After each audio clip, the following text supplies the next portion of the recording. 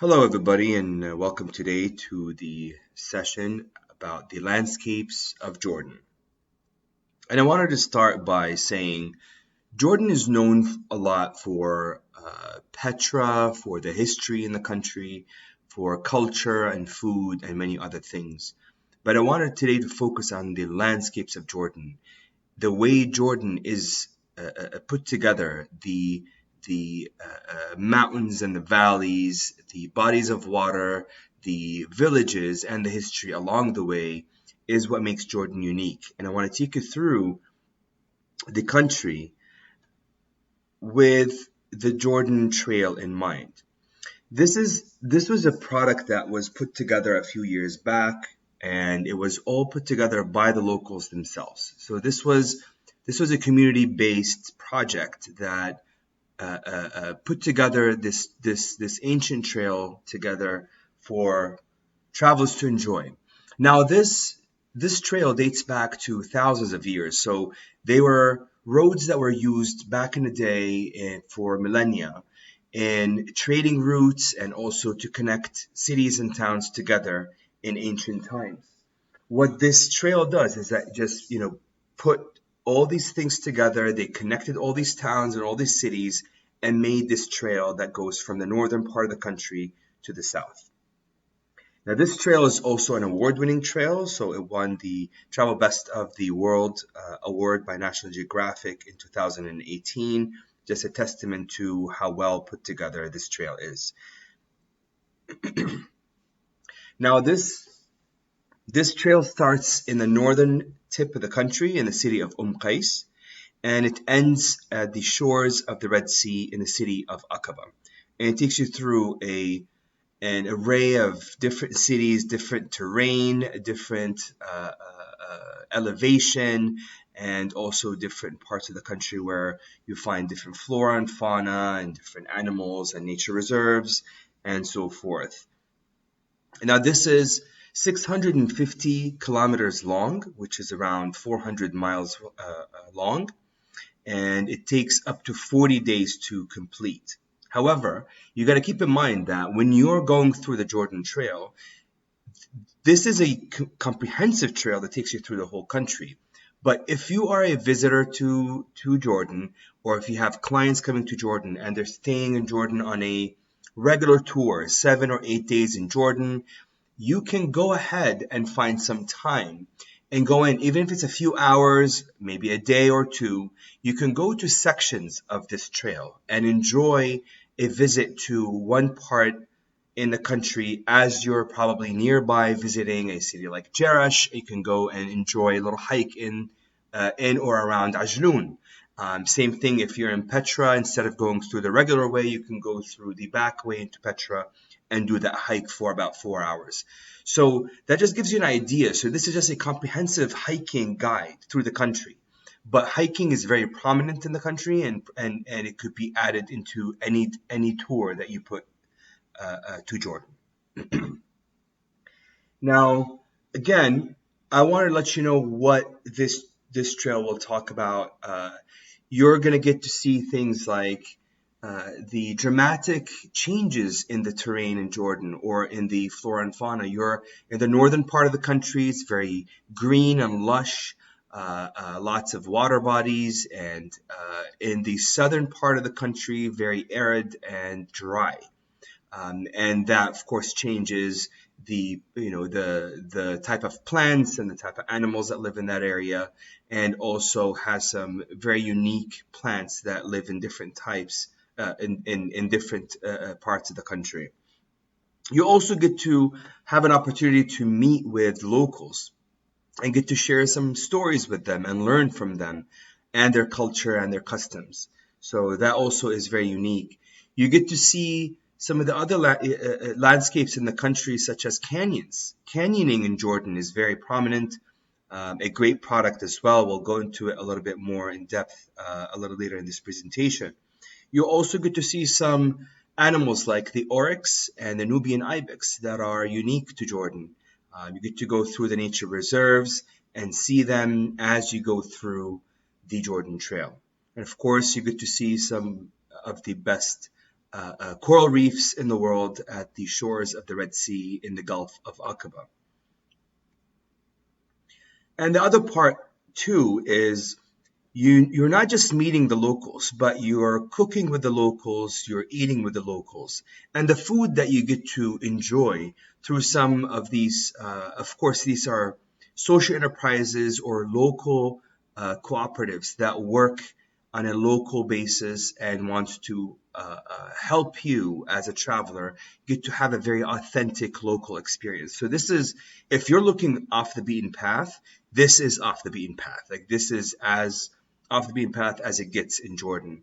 But the food is not just the same thing you would go and have everywhere. No, this is it changes from village to village. It changes from the different meals, breakfast, lunch, and dinner, and it also changes through the seasons in Jordan. So if you're there in the spring, you'll have different foods that you would have if you're there in the fall, and that changes with what vegetables and what ingredients are actually available during that time. It's a very, very unique experience, and it also takes you through an ancient way of eating. So very, very unique. Now we get to start, and this is the very beginning of the trail. So Qais to Ajloun is the first part. Again, this is also divided into 4 different hikes, as I was talking earlier, just to give you an idea that every segment of the trail is also segmented into different parts and different hikes. So Qais to Ajloun, you start in the city of Qais, and if you have attended the previous presentation on the history of Jordan, and we've delved into this one a little more, but this is again a Greco-Roman city that's over 2,000 years old, built in the northern part of the country, part of the Decapolis back in the Roman times, the 10 cities in the region that have formed a relationship with each other and a union from during that time. And again, this city is very unique because of it is the only Greco-Roman city that was built with volcanic rock, and it gives it this natural dark color, which is really unique. Nearby, as you go through the first part of the Jordan Trail, when you first start hiking, you get to see Pella. And Pella is also a Greco-Roman city that's well preserved. You get to do it as you're walking through. Again, you're hiking everywhere here, so you get to see it as you hike down from Qais. You get to see Pella and enjoy some of that beautiful history. And then as you walk down, you'll see the first body of water as you're going through the Jordan Trail at Wadi Ziglab. The next part is Ajloun to Salt, or known as As-Salt. And this part again is divided into 4 different hikes. They all complete each other, but you can always take one of those as you go through. And it starts in the city of Ajloun that has the one of the oldest monuments in the city is called the Ajloun Castle. And the Ajloun Castle, it dates back to the 12th century. It was built by the Muslims at the time. It was built to defend themselves during the times of the Crusades. And it is built on a plateau overlooking the Jordan Valley. So if you think about Jordan going north to south, the line that takes you through the country, this is all mostly areas, especially in the north and the south, that are a little bit higher in elevation, and it overlooks the Jordan Valley. And it is really dramatic the way the vistas look from up there. And again, this castle was built in a strategic way, on a strategic plateau overlooking the valley, to give it protection, and also to be on the trading routes during those times. And again, here we're in the northern part of the country, so this is the naturally green part of the country, lots of trees. And if you're there during the springtime, you get to see a lot more green pastures, and also have a chance to see some great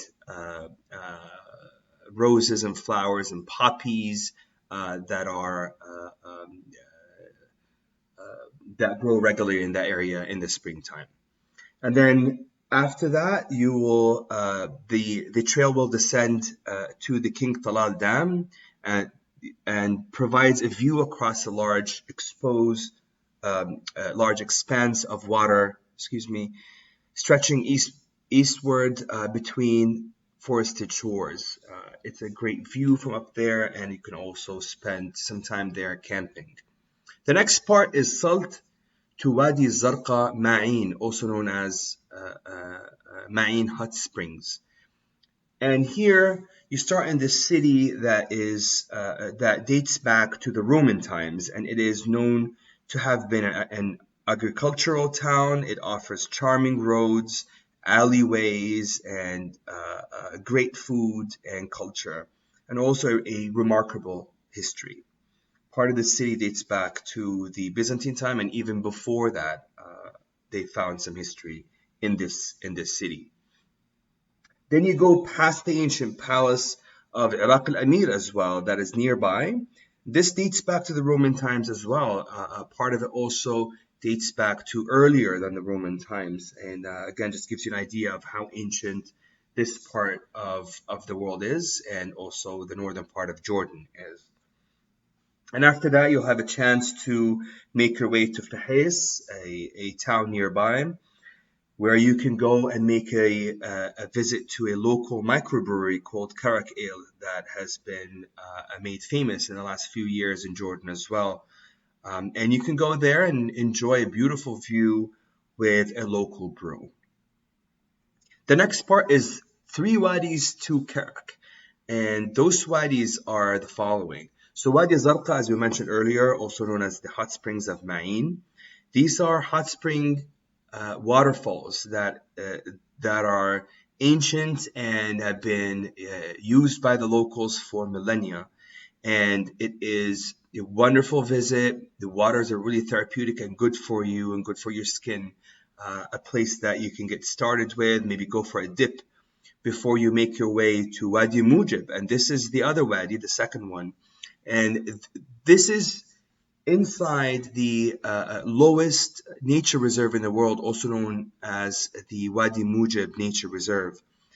These are the waters that come from an elevated area where it starts with Ma'in that we looked at earlier. And again, these waters are fantastic and you can go in.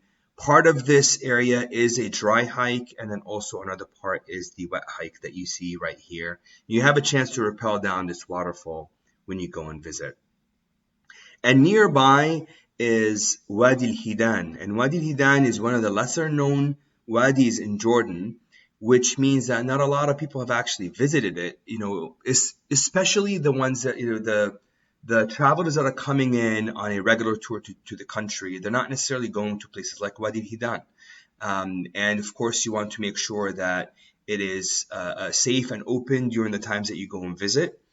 And this is, safe in terms of water levels, of course, just because you want to make sure that the trail is all put together. Of course, the Jordan Trail website has all these details, and we'll get to that in a minute. But this is a hidden gem and a must visit if you want to go and see some places in Jordan that are less known.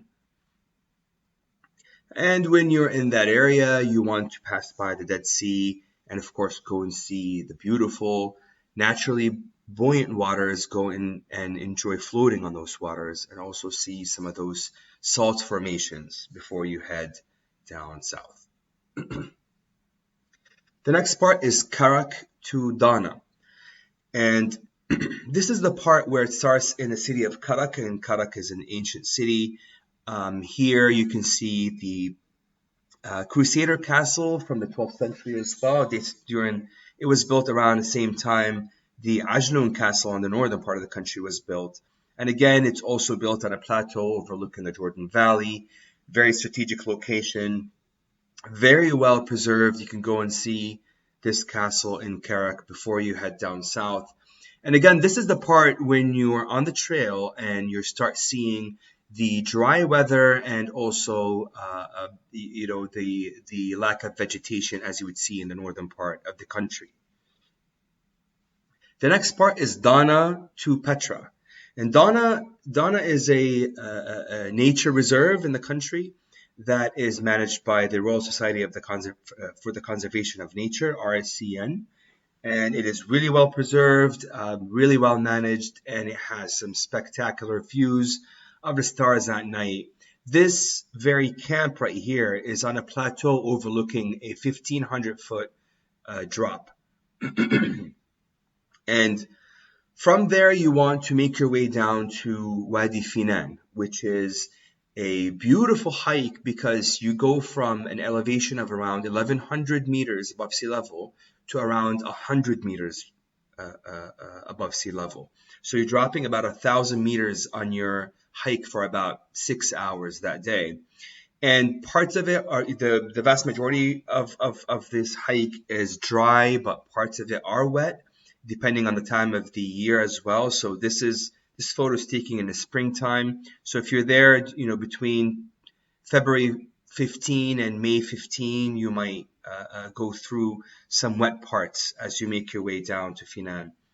And this is one of the first times when you're going through the trail where you get to meet with the Bedouins in the southern part of the country. As you go through Tafile, and you meet some of those locals and get to enjoy a beautiful night out under the stars in the middle of Wadi Finan, off the grid at the Finan Eco Lodge. This is an eco lodge that is an award-winning eco lodge that is completely off the grid, and it is run by the local families and the local Bedouins that live in that area of Wadi Finan, and must visit as well. The next part is Petra to Rum, or Petra to Wadi Rum, and this is one of the most exciting parts of the trail. This is where you get to see the jewel of Jordan, Petra. This is a city that was carved into the mountains in the area that is known today as Wadi Musa, and there are over 400 tombs that look similar to the one you see in front of you. This is the most famous one, called the Treasury. And in Petra, the fun part about the Jordan Trail is that you're not going through the visitor center like everybody else does, and you go through the site and go visit Petra. You're going through the back entrance of Petra, and it takes a few hours. You get in there, and you get to use ancient pathways and also over 2,000-year-old stairways as well to make your way there. And the other fun part here too is that you get to see, this is the first major site that you will see in Petra after you're done with your hike into the city of Petra. This is the monastery. This is a site, if you go through the regular way, you will go through and see all the different, the highlights of Petra. And then this is towards the end, and many people actually don't get to see it. This is about a 900-step hike up from the bottom in the site. But when you're hiking through and you're coming through the Jordan Trail, this is the first site you see, and you take the site from the back to the front. So this is you do it in the opposite way, and it offers some really, really nice and unique views. Less crowds as well, and it's just a very memorable way to see one of the world's 7 wonders. The next part is Wadi Rum to the Red Sea, the city of Aqaba. And this is Wadi Rum, a famous desert that is visited by many. And it is so unique for the color of the sand and for the rock formations, and as well the inscriptions and the petroglyphs that exist in this desert of Wadi Rum that date back to thousands of years, and it is scattered all over 20,000 of those inscriptions and petroglyphs exist in this area. As a matter of fact, Wadi Rum is a UNESCO World Heritage Site too, so you're not just seeing a natural wonder, but also a historical wonder in this desert of Wadi Rum. Of course, you can go in and enjoy the views, camping overnight, and one of those bubble tents as well, and see the beautiful stars at night. and enjoy the vistas of the desert. This is another great opportunity as well to engage with the local Bedouins, learn about their culture, their customs, have some Bedouin tea and coffee with them, have a laugh with them. They're really, really lovely people and very, very welcoming and generous. And of course, have a Bedouin meal with them overnight and maybe have some music and maybe some dancing at night. And the last part, this is when you're done with the Jordan Trail. You make your way to Aqaba, our city on the shores of the Gulf of Aqaba. This is historically a fisherman's town. It is now a larger city with lots of great resorts and fantastic scuba diving and water sports in Aqaba. As a matter of fact, the scuba diving is some of the best in the world because of the really well preserved and protected coral reef in Aqaba and an amazing marine life out there. And I wanted to show a video that can give you an idea of what it would look like if you would go through the Jordan Trail or at least enjoy parts of the Jordan Trail. To see anything in Jordan by the car, okay, you see just the face of the things, but you are not involved with the treasure of the things.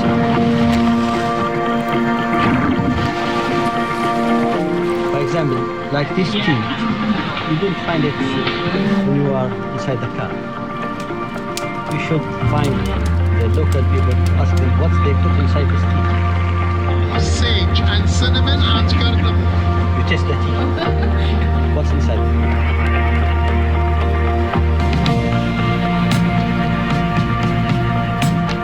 If you visit Jordan, you are not doing anything on the Jordan Trail.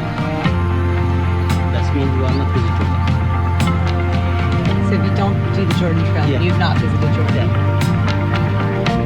The Jordan Trail is a very old trail before the Roman period. Start from one place at the north until Aqaba the south. Through the Jordan Trail, you involve with the people, with the local people, with the culture. Oh, I think I won. Thank you very much. Thank you very much. It's not only just to walk. You pass 52 village. Share them, their story, their life, their food. Muhammad is welcoming you at her house. Beautiful house. Thank you very much. Everything's in their house, in their life, you share with them. And this is good for the tourists and also for the local people. Do you like it? Very much. Also in Arabic name, red za'atar. It's very tasty. I like that. This is your mother's cooking. The rice is perfect. Through the hike, you're going to see the mountain, the desert, the canyon, the culture. The shepherd man, he make tea with the fire. Around the sunset, it's amazing. What's your favorite place in Jordan? Me? Here's in Wadi Rum. It's very safe. Here's very silent places. Because I don't like it. Too much car, too much people. It's very natural. Yeah, all things you find it in Jordan. If you just take the car, you don't test this.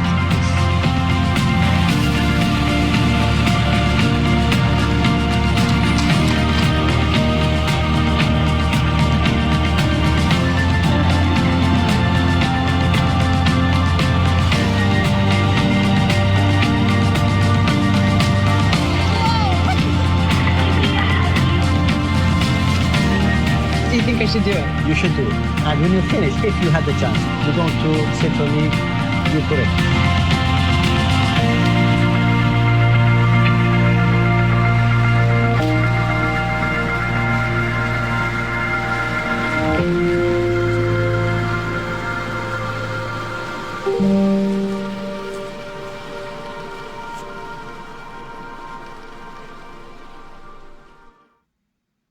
I hope you enjoyed that. I just wanted to say a few things before we end our presentation. This is our training course, the Jordan Specialist course. So if you are interested in learning further about the product in Jordan, you can go to travelagentacademy.com/Jordan, and you can take that course and graduate and learn a lot about our destination. The next thing is go to taconnect.net/agent/Jordan. And this is where you can go and register for the Jordan Rewards program.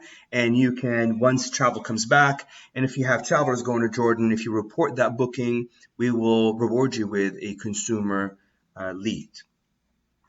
And of course, holyjordan.com was relaunched recently, so we have a lot of great information, sample itineraries about everything that has to do with faith travel in Jordan.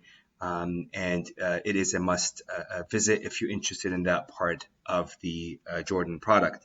And before we end, I just wanted to say thank you again, but also make sure that you go to the jordantrail.org, or it's jordantrail.org, and check out their information. There's a lot more information on what we presented today. Today was just the taste of what that trail is all about. Just wanted to make sure that I raised awareness about it, and you guys understand just a glimpse of what it looks like. If your clients are interested in that in the future, we would highly recommend that you look into it, and also come to us if you have any questions. Thank you very much.